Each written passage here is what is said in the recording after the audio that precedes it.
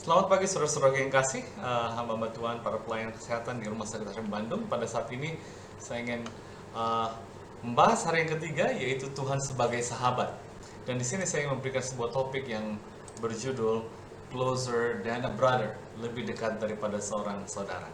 Nah, saudara-saudara, sebelum kita mulai, mari kita berdoa bersama-sama. Allah Bapa kami bertolong di surga, pada saat ini Tuhan kami akan mendengarkan firman-Mu, biarlah Kau memberkati kami, boleh mengerti firman Tuhan yang ingin Kau sampaikan kepada kami Tuhan. Di dalam nama Yesus kami berdoa. Amin. Tuhan sebagai sahabat. Nah, pada saat saya melayani di Universitas Advent di Thailand yang bernama Asia Pacific International University.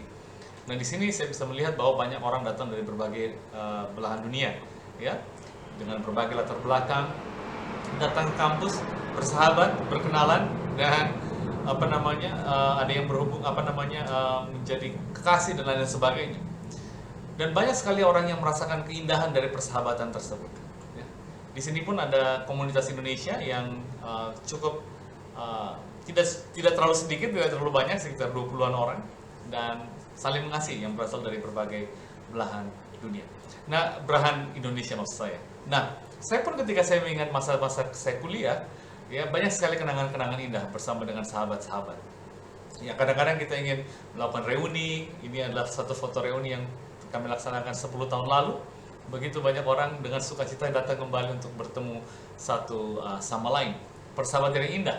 Ada juga sering orang bertemu untuk mengadakan reuni pada saat pernikahan, ya, untuk melihat pernikahan sukacita daripada sahabat-sahabat yang melangsungkan pernikahan, dan kita datang untuk merayakan bersama-sama.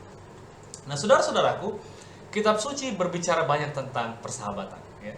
Dan topik persahabatan mendapatkan prioritas tinggi dalam Alkitab, ya. Alkitab melihat persahabatan sebagai hal yang penting, saudara-saudara.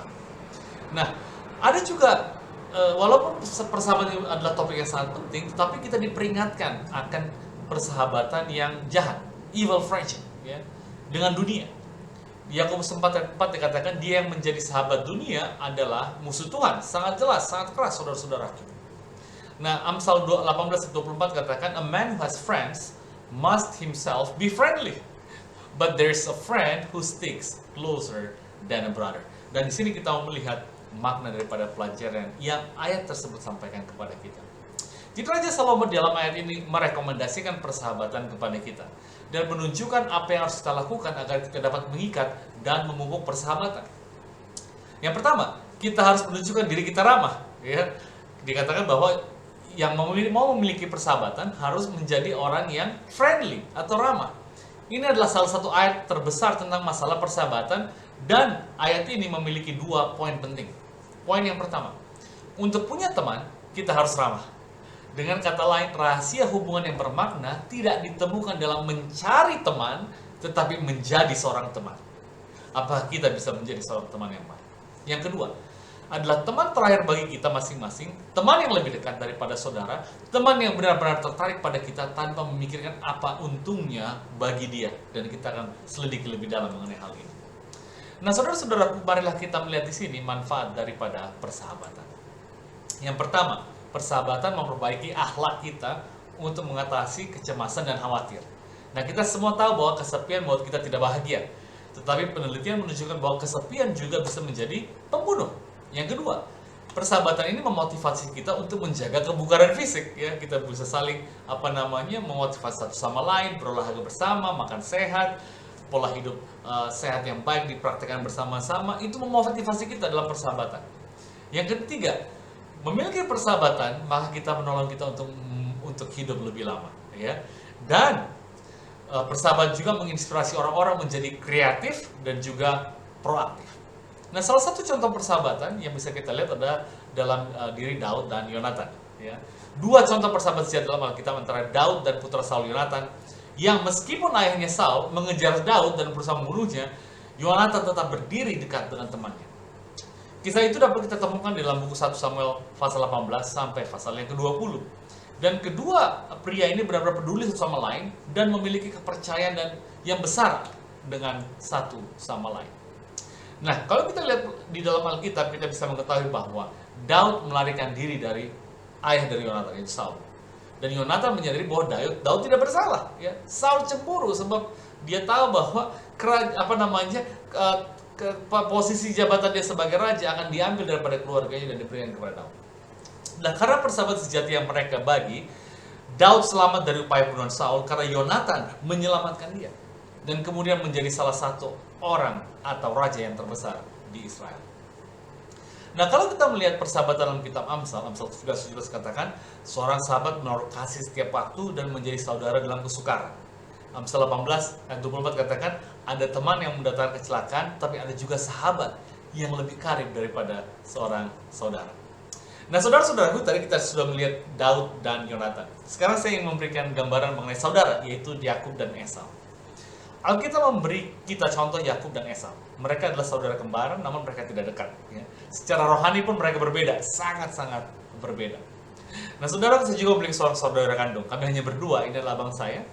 Ya, memang benar, saudara atau saudara fisik seorang dapat ada ikatan yang paling intim, tetapi ada lebih berharga daripada mungkin saudara kandung dan darah Anda, yaitu untuk berbagi perasaan satu sama lain dan untuk juga mendukung satu sama lain.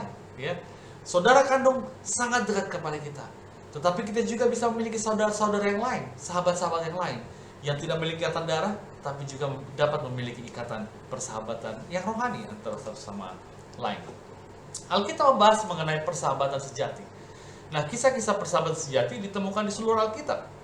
Dalam Kejadian 18, 17-33 kita membaca tentang Tuhan yang membagikan maksudnya dengan Abraham. Bayangkan, Abraham ciptaan manusia, ya. Tetapi Tuhan menganggapnya sebagai seorang sahabat, teman. Dan Abraham menanggapi dengan memberitahu Tuhan pikiran dan perasaannya tentang situasi tersebut. Yang kedua, Tuhan dan Musa. Dalam Keluaran 33:11 dikatakan Allah memandang Musa sebagai sahabat karibnya. Bayangkan saudara-saudara, Tuhan memandang ciptaannya, Musa, sebagai sahabat karibnya, yang dengannya ia dapat berbicara berhadapan muka. Tuhan berbicara kepada Musa seperti seorang teman secara langsung. Yang ini lebih seperti bertemu seseorang dan berbicara langsung daripada berbicara melalui telepon. Karena itu jika kita menghabiskan waktu dengan Tuhan melalui doa dan berjalan sesuai dengan firman-Nya, Dia akan berbicara dengan kita dan memimpin kita dengan tangannya. Nah, saudara-saudaraku, inilah poin yang penting yang perlu kita tahu. Bahwa sebagai manusia kita tahu, ya, memiliki persahabatan dengan saudara kandung, dengan sahabat-sahabat orang lain, kita bisa memiliki sahabat sejati. Namun Yohanes 15:13-15 mengatakan, tidak ada kasih yang lebih besar daripada kasih seorang yang memberikan nyawanya untuk sahabat-sahabatnya. Kamu adalah sahabatku jikalau kamu berbuat apa yang kau perintahkan kepadamu.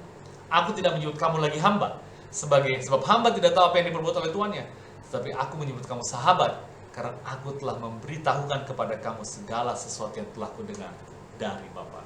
Saudara-saudaraku, Roma 8:30 mengatakan, siapakah yang akan memisahkan kita daripada kasih Kristus?